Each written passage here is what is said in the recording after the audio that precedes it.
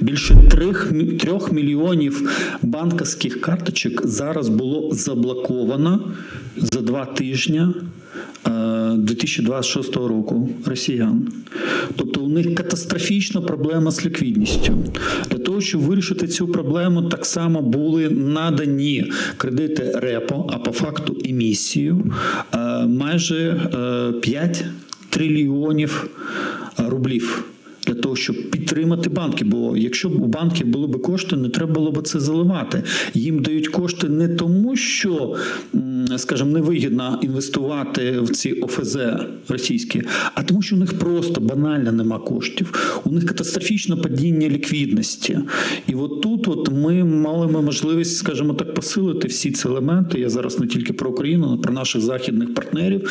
Це в 20-му пакеті санкцій жорсткіше натиснути на банківську систему.